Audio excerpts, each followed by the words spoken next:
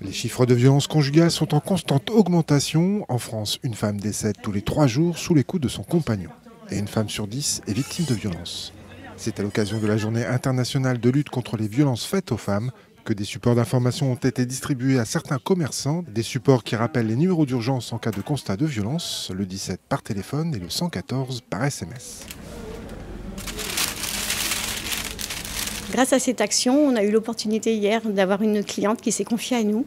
Et faut savoir que la boulangère, c'est un peu comme le coiffeur, c'est un peu comme tous ces petits métiers d'artisanat où il y a la proximité avec la clientèle. Et je pense que c'est quand elle arrive, parce qu'on l'a vu regarder le panneau, et c'est là qu'elle nous a dit j'ai enfin eu le courage de quitter la personne qui me battait. Et voilà, vous savez, quand vous vous retrouvez derrière le comptoir et qu'il y a une personne qui vous dit ça, devant vous ne vivez pas, vous ne pouvez pas savoir ce que ça peut être. Et voilà, quand vous avez les bras qui vous tombent et vous vous dites au moins, enfin, quelqu'un qui est libéré. Libérée, c'est aussi le cas de Célia qui, pendant 10 ans, a vécu un cauchemar qu'elle a su arrêter grâce à son entourage. Moi, j'ai connu cette personne à l'âge de 15 ans. Et du coup, quand on est jeune comme ça, en fait, on ne réalise pas en fait, ce qui se passe. D'accord. Après, moi, j'ai eu mon fils, c'est mon fils aussi qui m'a donné ce déclic. Parce que, en fait, même si je ne parlais pas, parce que moi, j'ai toujours préservé tout le monde. Donc, c'est quelque chose que j'ai gardé caché, en fait, pendant tout le temps, toutes ces années. Et que je jouais, en fait, le rôle d'actrice. C'est-à-dire que devant tout le monde, j'avais le sourire, mais arrivé à la maison, c'était autre chose, en fait. Donc, au début, je ne réalisais pas.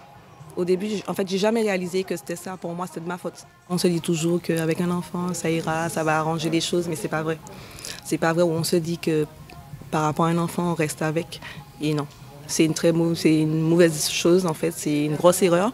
Les propos que j'avais en retour m'accusaient tout le temps de tout.